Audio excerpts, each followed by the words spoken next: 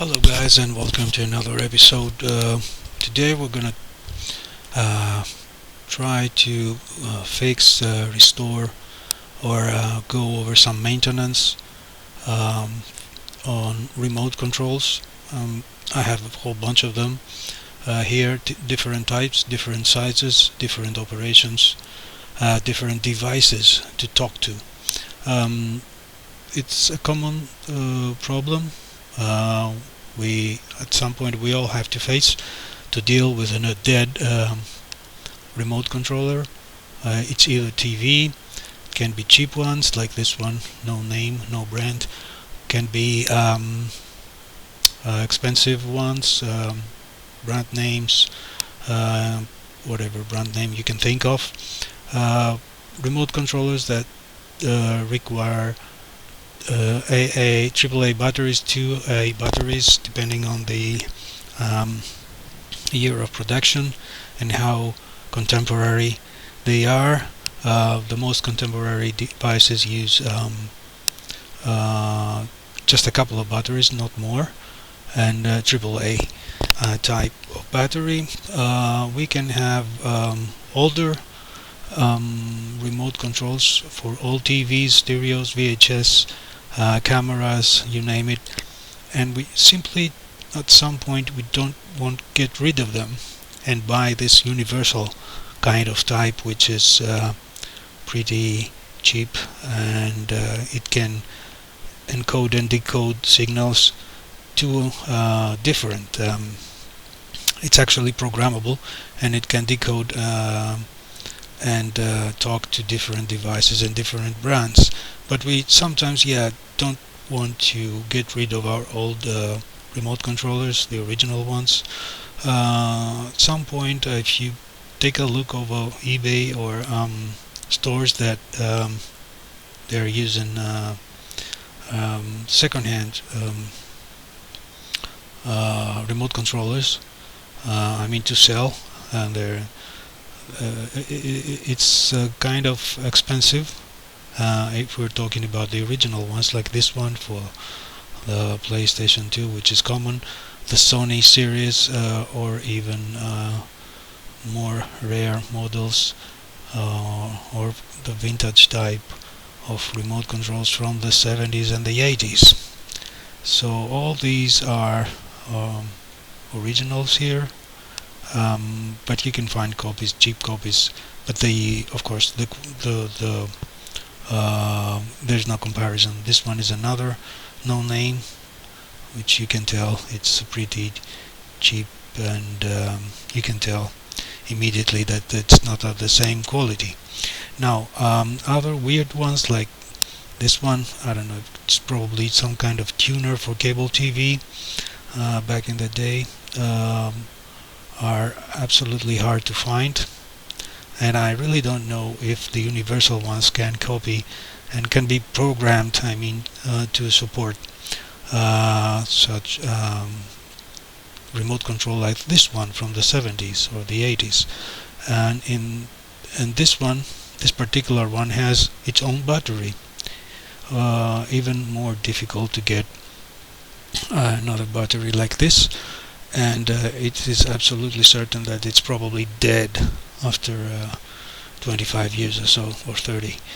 But it's cool if you can go over some maintenance, regular maintenance for your remote controls, especially if your remote controls are that old and you have the original ones. So let's go over this maintenance and service video together.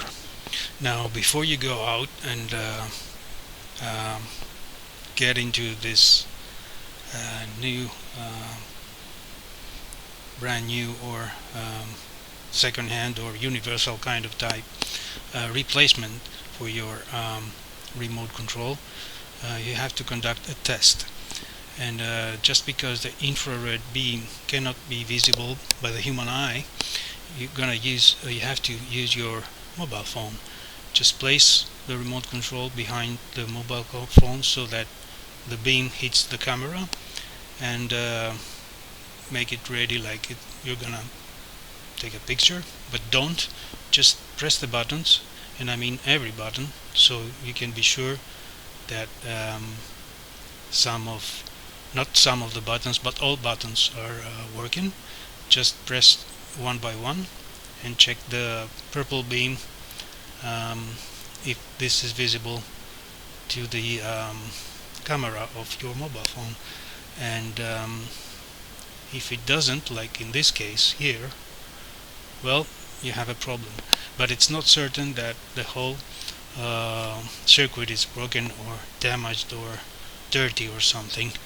Could be just a couple of keys or half of the keys or something, so you have to make sure by placing the remote control behind your mobile phone you can capture the infrared beam like this, so you can be sure that is kind of working or not working at all.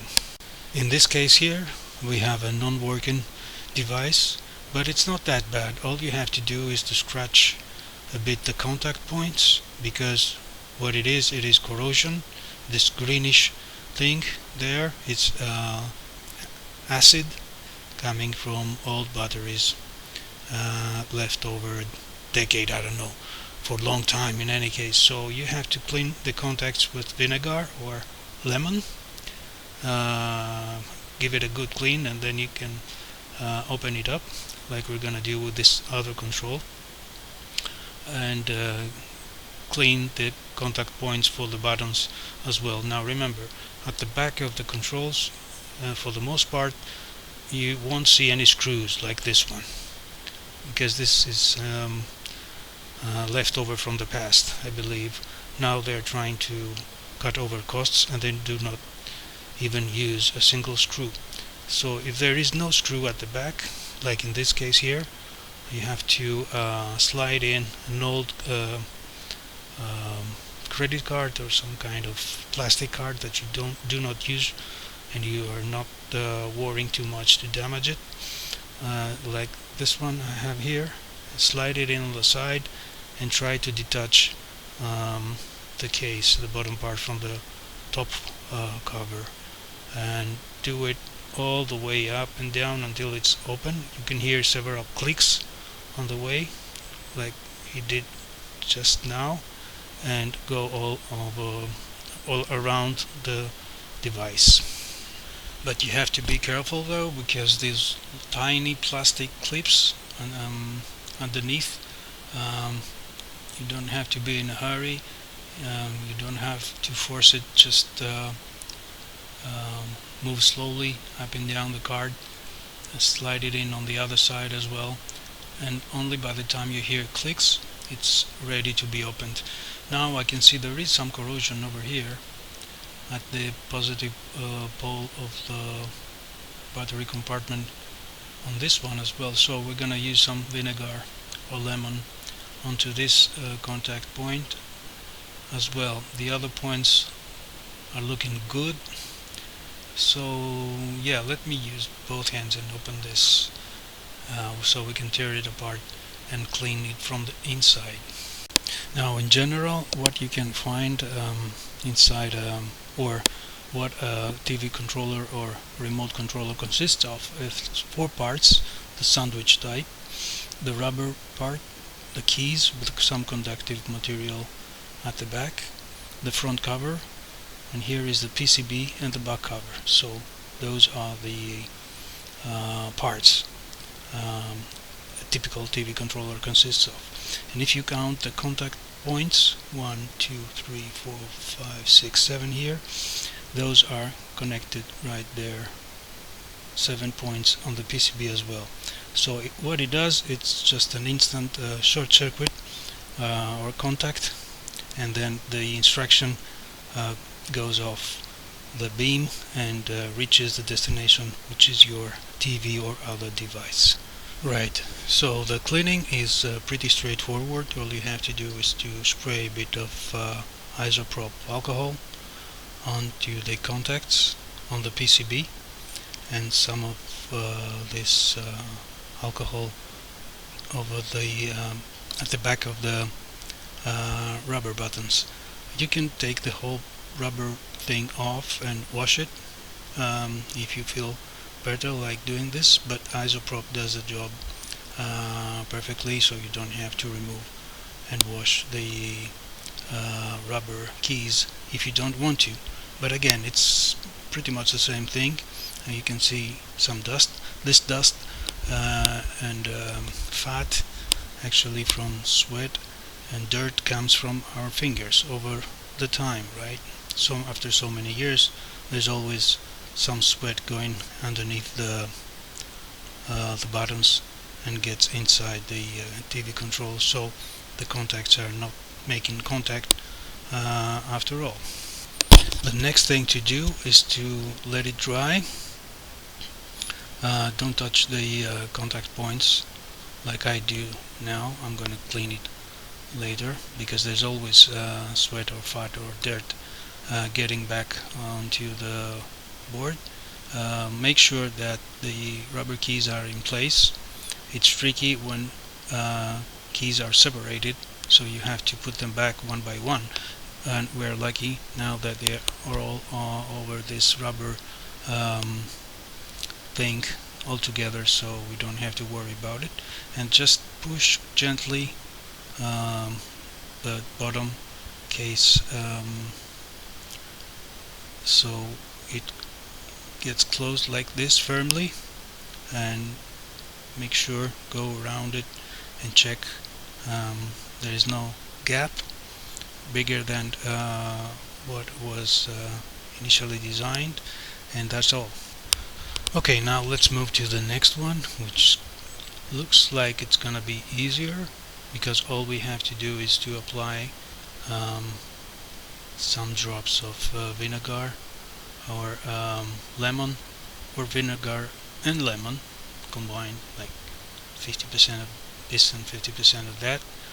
Just leave it there for a while, repeat after 10 minutes, and then clean the contacts with some piece of cloth, and then if the stains of the acid is still there, then you can simply repeat a couple of times, and then you can give it a try with a little piece of sandpaper to clean the contacts even further and better.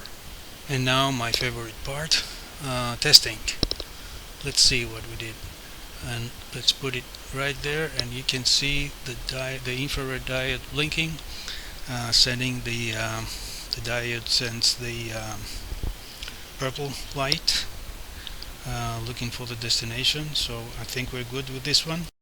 And here you can see how the contacts are now clean, not as clean as it gets as possible, with a bit of use of sandpaper or your screwdriver to remove any stains, remaining mold, greenish mold from the acid. But since this one works fine, let's get on with the next one.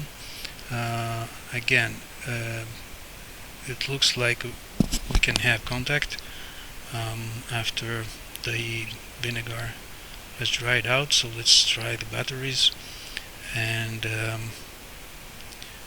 yeah, let's try the good old trick, the control behind the mobile phone, in order to see the frequencies that the human eye cannot catch, and we can detect the infrared diode beam, the blue beam or purple beam, and it works fine. So we're good with this one too. Yeah, so we fixed a couple of those today. It's easy following these steps. Don't forget to test every button while you're on camera, so you can see the diode is flashing and nothing went wrong. Then you're good for many years to come, and you can repeat this whole process after several years of use. Remote controllers are not new. They started back in the 50s or before that, but it was something that it was wired. You could have it next to you while watching TV lying in bed. But again, it was wired. So the transistors back then were kind of expensive and new technology. The evolution started in the mid-50s with ultrasonic sounds instead of infrared beams like it is today, and that was the first wave of remote controllers using ultrasounds, then turned to frequencies over the infrared spectrum using the diode beam that you have just seen during the tests that we made in order to see if every button and every remote control works after all. And this is something very simple you can do at home and detect any possible faults if something is broken or some few buttons that do not work, and yeah, follow these steps to clean up your old remote control and bring it back to life. Thanks for watching, guys. I'll be catching you soon with another video. I hope you liked it. I hope you find these useful after all, because it has to do with domestic electronics, right? So yeah, I'll be catching you soon. Consider subscribing. Thanks for watching, and have a nice day.